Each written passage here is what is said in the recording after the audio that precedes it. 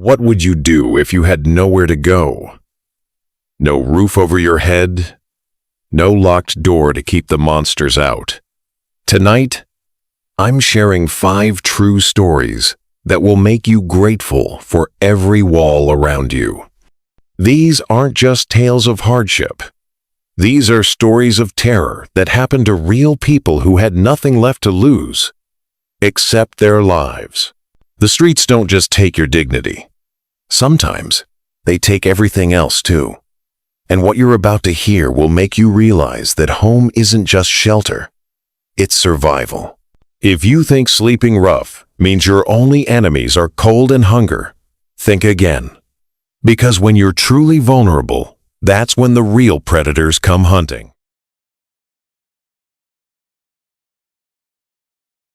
In December 2019, Sarah Mitchell had been homeless in Seattle for 3 months. Winter was brutal, and the shelters were full every night. A fellow homeless man named Rick told her about the abandoned subway tunnels beneath the city, warm, dry, and safe from the police who would move them along every few hours. Sarah was desperate. The temperature was dropping below freezing, and she hadn't slept properly in days. So when Rick offered to show her the way down, she followed him into the darkness. The tunnel entrance was hidden behind a construction fence near Pioneer Square. Rick moved the loose boards aside, and they crawled through into absolute blackness. The smell hit her first.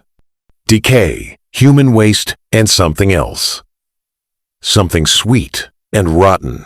"Don't worry about the smell," Rick whispered. "You get used to it." They walked deeper into the tunnels, Rick's flashlight cutting through the dark. Sarah noticed sleeping bags and makeshift shelters along the walls. But they were all empty. Where was everyone? "How many people live down here?" she asked. Rick didn't answer. He just kept walking, leading her deeper underground. After what felt like hours, they reached a wider section. Rick stopped and turned off his flashlight. In the complete darkness, Sarah heard something that made her blood freeze. Whispering. Multiple voices, all around them, but she couldn't see anyone. "Rick!" she called out. No answer. She fumbled for her phone's flashlight. The weak light revealed she was alone. Rick had vanished. But the whispering continued. Getting closer. Sarah ran. She ran blindly through the tunnels, her phone light bouncing wildly off the walls. Behind her, she could hear footsteps. Multiple sets of footsteps, chasing her. She turned a corner and nearly screamed. Scattered across the tunnel floor were clothes, personal belongings, and something that looked like dried blood. A lot of it. The footsteps were getting closer. Sarah kept running, her heart pounding so hard she thought it might explode. Then she saw it. Light. Real light from the surface. She climbed out through a storm drain and found herself in an alley. Her hands were shaking so violently she could barely call 911. When the police investigated the tunnels the next day, they found no trace of Rick. But they did find something else.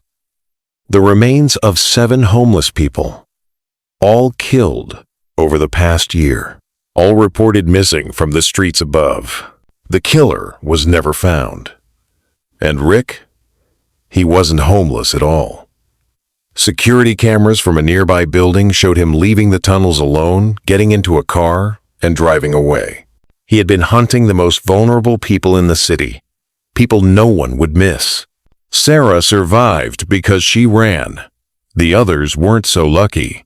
And somewhere in Seattle, Rick is still out there, still offering warm, safe places to sleep.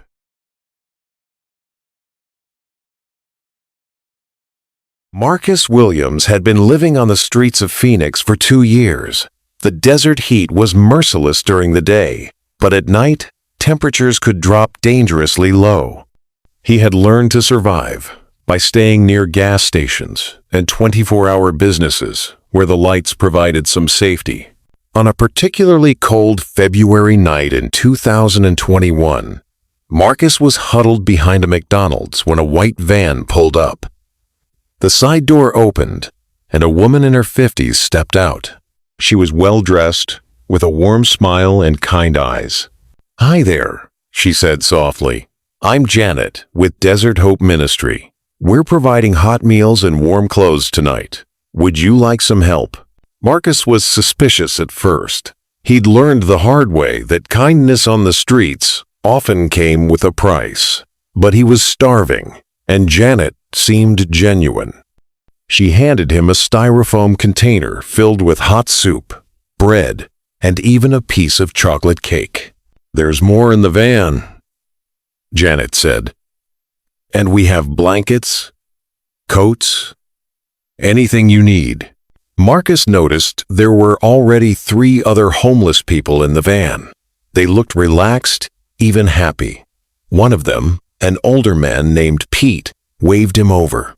"Come on, brother," Pete called out. "These are good people. They're taking us to a warm place for the night." Against his better judgment, Marcus climbed into the van. Janet closed the door, and they drove off into the desert. The other passengers chatted quietly, grateful for the warmth and food. Marcus began to relax. But then he noticed something wrong. They'd been driving for over an hour, and there were no buildings anywhere. When he asked Janet where they were going, she didn't answer. The van finally stopped at what looked like an abandoned ranch house. Janet got out and opened the door. "Everyone out," she said. But her voice had changed. It was cold now, commanding. Marcus stepped out and immediately knew they were in trouble. The building wasn't a shelter. It was falling apart, with boarded-up windows and no electricity. And there were other people there. At least a dozen homeless individuals sitting on the ground, all looking terrified. "Welcome to your new home," said a man's voice behind them. Marcus turned to see a tall, thin man with cold eyes. "You'll be staying here as long as we need you." It became clear quickly that Janet and her partner weren't running a charity. They were running a forced labor operation. The homeless people were kept locked in the building during the day and taken out at night to steal from houses, collect scrap metal, and panhandle. All the money went to Janet and her partner. Anyone who tried to resist was beaten. Anyone who tried to escape faced worse. Marcus saw what happened to one man who attempted to run. He was found the next morning in the desert, barely alive, with both legs broken. For 3 weeks, Marcus lived in this nightmare. The building had no running water, barely any food, and at night, scorpions and rattlesnakes would crawl inside looking for warmth. Several people got sick. One elderly woman died, and they made the others dig her grave behind the house. Marcus knew he had to escape, but the desert was vast and deadly. During the day, temperatures reached over 100 degrees. At night, they dropped to near freezing. Without water, he'd die within hours. His chance came during a supply run to town. While Janet was distracted talking to another homeless man, Marcus slipped away and hid behind a dumpster. He waited until the van left, then walked to the nearest police station. When officers raided the ranch house, they found 12 people held captive. Janet and her partner were arrested. But by then, at least 6 people had died in that desert prison. Marcus learned later that Janet had been doing this for years. She would drive around cities throughout Arizona, picking up homeless people who wouldn't be missed. The survivors told police there had been many others before them, people who tried to escape, who got too sick to work, or who simply knew too much. They were all buried somewhere in that vast desert, and authorities believe there are still more graves out there waiting to be found.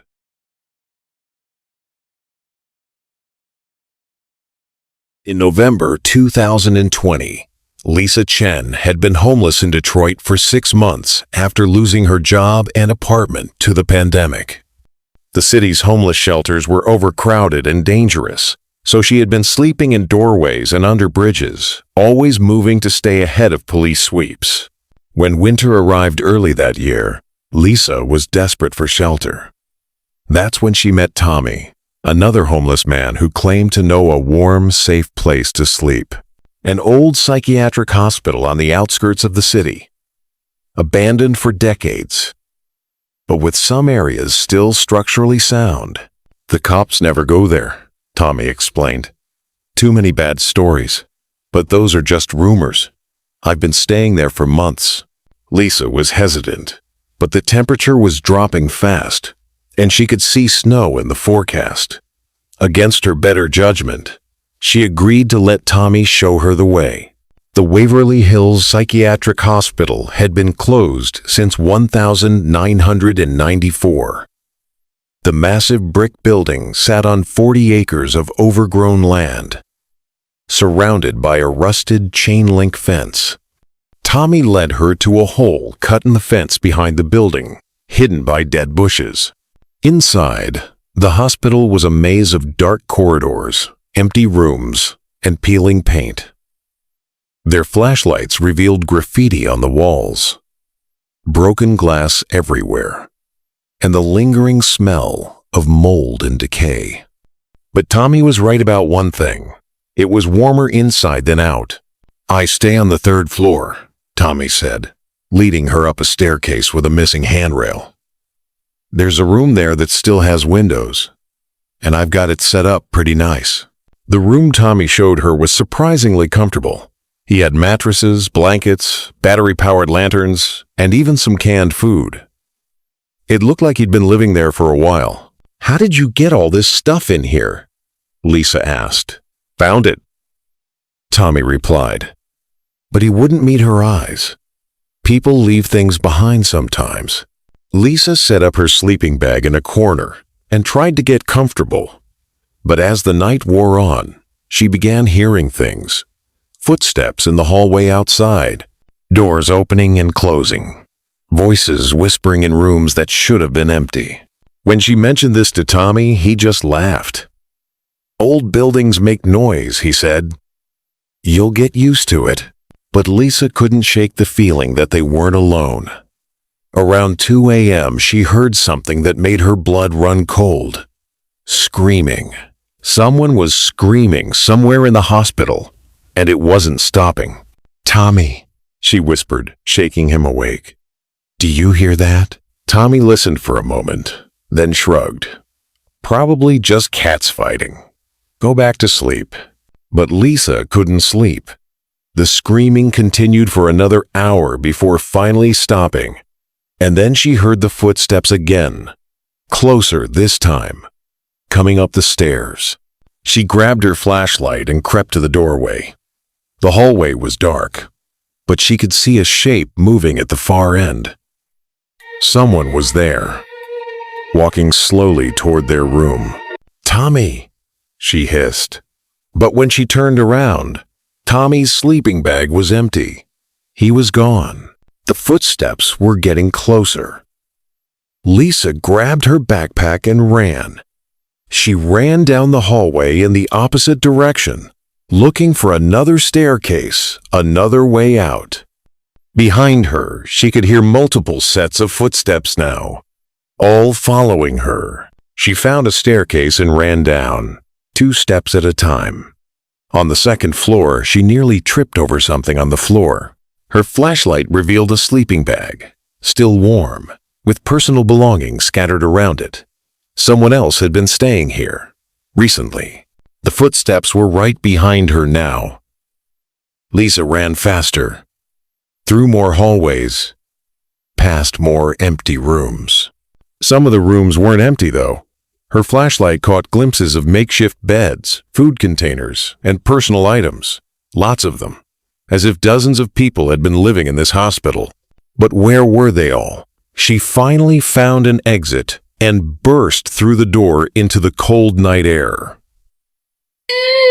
She ran across the overgrown grounds, through the hole in the fence, and kept running until she reached a gas station 2 miles away. When Lisa called the police, they were reluctant to investigate. The old hospital was known as a magnet for drug users and vandals, and officers rarely went there unless absolutely necessary. But Lisa's terror was so genuine that they agreed to check it out. What they found inside changed everything. The hospital wasn't just a shelter for the homeless, it was a hunting ground. In the basement, police discovered a room filled with personal belongings: wallets, IDs, clothing, and medical records, all belonging to homeless individuals who had gone missing over the past 3 years. Tommy wasn't homeless at all. His real name was David Crawford, and he had been using the abandoned hospital to lure vulnerable people inside. The comfortable room on the 3rd floor was bait. Once people settled in, he would drug their food, then transport them to the basement where he held them captive. Police found evidence that at least 15 people had been killed in that hospital.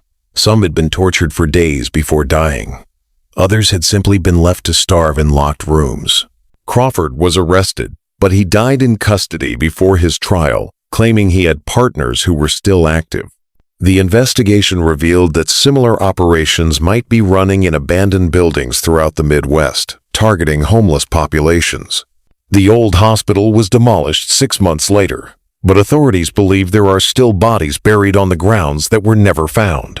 And in cities across America, there are other abandoned buildings, other predators, still hunting the most vulnerable among us. In September 2018, David Rodriguez had been hitchhiking across the country for 3 months. He'd lost his apartment in San Diego and was trying to get to his sister's place in Florida, but with no money and no car, progress was slow. He survived by walking long stretches, sleeping wherever he could, and hoping for rides from kind strangers. David had learned to be cautious about who he got rides from, but after walking for 12 hours along a desolate stretch of highway in New Mexico, he was exhausted and desperate. When a semi-truck pulled over, he didn't hesitate to climb in. The driver was a heavy-set man in his 50s named Carl. He seemed friendly enough, offering David water and snacks and explaining that he was hauling freight to Texas. He could drop David off at a truck stop near the Florida border. "You look like you've been walking a while," Carl observed, glancing at David's worn shoes and dirty clothes. "Yeah, it's been rough," David admitted. "I really appreciate the ride." Carl nodded sympathetically. "I see a lot of folks like you on the road. People down on their luck, just trying to get somewhere better. I try to help when I can." They drove through the night, Carl sharing stories about his years as a trucker and asking David about his life. David found himself relaxing for the first time in weeks. Carl seemed genuinely caring, even offering to buy David a hot meal at their next stop. But when they pulled into a truck stop around 3 a.m., something felt wrong.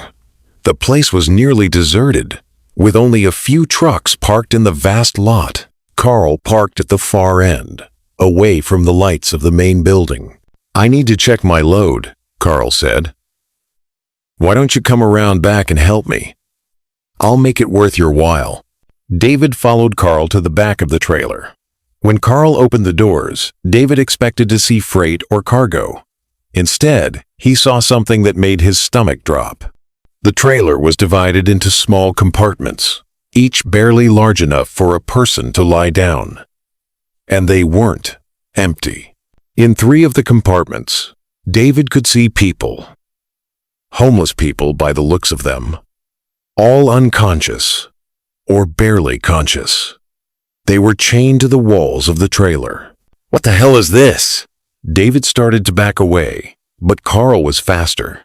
He grabbed David by the arm with surprising strength. "You're going to join them," Carl said, his friendly demeanor completely gone. "I've been doing this for 8 years, picking up people like you. People nobody misses. Nobody reports missing. Carl pulled out a syringe filled with some kind of drug. David fought back, kicking and punching, but Carl was bigger and stronger. During the struggle, David managed to break free for a moment and ran toward the truck stop building, screaming for help. The building was locked. It was Sunday morning, and the truck stop didn't open until 6 a.m. David could see Carl walking calmly after him, no longer in a hurry. There was nowhere to run except into the desert, where David would die of exposure within days. Then David heard an engine. Another truck was pulling into the lot. David ran toward it, waving his arms and shouting. The truck stopped, and a woman driver rolled down her window. "Help me!" David screamed. "That man is trying to kidnap me!" The woman, a trucker named Sarah, took one look at David's terrified face and immediately called 911 on her radio. She also had a shotgun in her truck, which she pointed at Carl when he approached. "Stay back," she yelled. "Police are coming." Carl didn't run. He stood there calmly, even smiling, as if being caught didn't bother him at all. When the police arrived 20 minutes later, they found a nightmare inside his trailer. The 3 people in the compartments were barely alive. They had been kept there for weeks, maybe months, given just enough food and water to survive. All 3 were homeless individuals who had accepted rides from Carl in different states. But that wasn't the worst part. In Carl's truck cab, police found a notebook, a detailed log of everyone he had picked up over the past 8 years. Names, dates, locations. The notebook contained 127 entries. When questioned, Carl admitted everything. He would drive cross-country routes, looking for hitchhikers and homeless people. He'd offer them rides, food, and shelter, then drug them and keep them locked in his trailer. He sold some to human trafficking networks. Others he killed when he got tired of them. Police found evidence linking Carl to at least 30 murders across 12 states. His victims were all people living on the margins, people whose disappearances wouldn't trigger massive investigations. He chose them specifically because they were vulnerable and forgettable. Carl was sentenced to life in prison, but he died of a heart attack 2 years later, taking the locations of many of his victims' bodies to his grave. The FBI believes there are still dozens of unmarked graves scattered along truck routes across America. And David learned something that haunts him to this day. The truck stop where Carl was caught wasn't random. According to other truckers, it was known as a place where certain drivers would meet to trade cargo. Carl wasn't working alone. He was part of a network that specifically targeted homeless and transient people. That network is still out there, somewhere on America's highways, still hunting. In January 2017, Maria Santos had been homeless in Chicago for 4 months. The Midwest winter was the coldest on record, with temperatures dropping to 20 degrees Fahrenheit. The city's homeless shelters were overcrowded, turning people away every night. Maria had been sleeping in doorways and heating grates, but frostbite was setting into her fingers and toes. She was going to die if she didn't find real shelter soon. That's when she heard about the emergency winter shelter that had just opened on the south side. Unlike the overcrowded city shelters, this one supposedly had plenty of space. It was run by a private charity called Warm Haven Ministry, and they were actively seeking homeless individuals to house for the winter. Too good to be true, but Maria was desperate. The shelter was located in an old warehouse that had been converted into dormitory-style housing. When Maria arrived, she was greeted by a man named Pastor Williams, who seemed genuinely compassionate about helping the homeless. "We have hot food, warm beds, and medical care," Pastor Williams explained as he showed Maria around. "All we ask is that you follow our rules and participate in our rehabilitation program." The dormitory held about 50 beds, and most were occupied by other homeless people Maria recognized from the streets. Everyone seemed grateful to be there, warm and fed for the first time in months. Maria was assigned a bed and given a hot meal that was the best food she'd eaten in weeks. But after a few days, Maria began noticing strange things. People who had been at the shelter when she arrived were suddenly gone. When she asked about them, Pastor Williams would say they had graduated from the program and moved on to permanent housing. "We have an excellent success rate," he would say with a smile. "Almost everyone who stays with us finds a better life." But Maria never saw any of these success stories leave the building.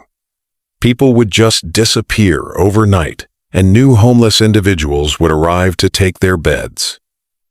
Always the same number of people, always around 50. More disturbing was the medical care Pastor Williams had mentioned. Once a week, a man in a white coat would arrive and examine everyone in the shelter. He would take blood samples, record everyone's medical information, and give injections that he claimed were vitamins and vaccines. After Maria received her first injection, she felt sick for days, nauseous, dizzy, and confused. Other residents complained of similar symptoms, but Pastor Williams assured them it was normal as their bodies adjusted to proper nutrition and medical care. 3 weeks into her stay, Maria overheard a conversation that chilled her to the bone. Late at night, while most residents were asleep, she heard Pastor Williams talking to someone on the phone in his office. "We have 6 candidates ready for the next shipment," he was saying. "All healthy, all undocumented by the system. Nobody will miss them." The next morning, 6 people were gone from the shelter. People Maria had spoken to just the day before. Pastor Williams announced they had all found jobs and housing, but Maria knew something terrible was happening.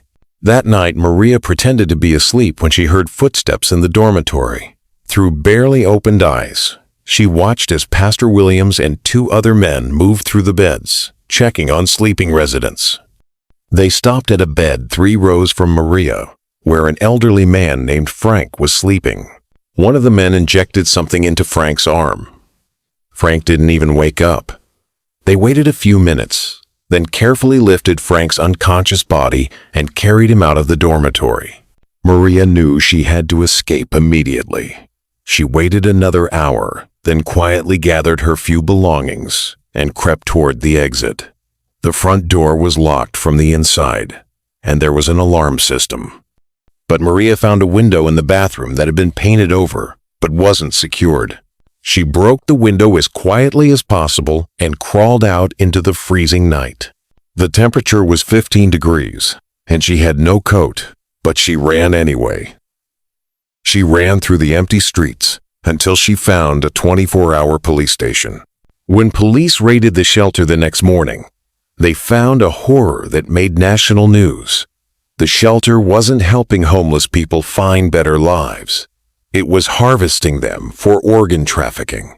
The medical examinations were actually compatibility testing. Healthy homeless individuals were being drugged, then transported to an illegal medical facility where their organs were surgically removed and sold on the black market. The victims were then disposed of in a crematorium in the basement of the warehouse. Pastor Williams wasn't a pastor at all.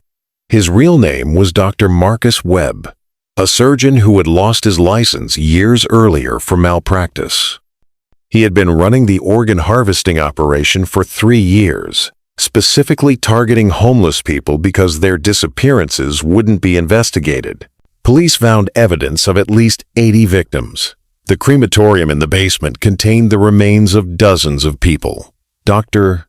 Webb and his associates were arrested and sentenced to life in prison, but authorities believe similar operations might be running in other cities.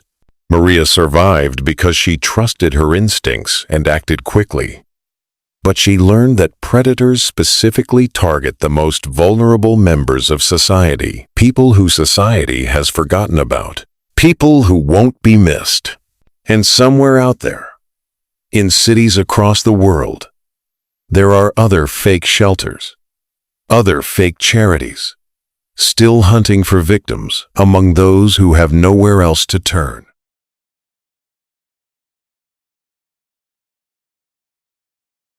These 5 stories remind us of a terrifying truth. When you have nothing left to lose, you become prey for monsters who hide behind kindness and charity. These weren't random crimes. These were calculated hunts, targeting people our society has abandoned. Sarah survived the tunnel killer because she ran. Marcus escaped the forced labor camp because he took a desperate chance. Lisa got away from the hospital hunter because she trusted her instincts. David was saved by pure luck and a brave trucker. And Maria survived the organ harvesters because she stayed awake when death came calling. But for every survivor, there were dozens who didn't make it. People whose names we'll never know. Whose graves we'll never find. They disappeared into the darkness that swallows up society's most vulnerable.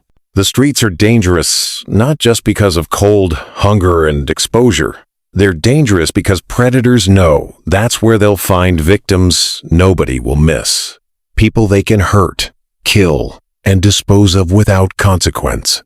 Tonight, when you lock your door and turn off the lights, remember these stories. Remember that home isn't just comfort, it's protection. And somewhere out there, in the shadows between streetlights, monsters are still hunting. If these stories sent a chill down your spine, like the video. It helps more horror lovers discover our tales. Subscribe and tap the notification bell so you never miss what's hiding in the dark. Share this video with someone who swears they're not afraid of the dark. Let's test that. And remember, some stories don't end when the lights come back on. This is Dread Dynasty.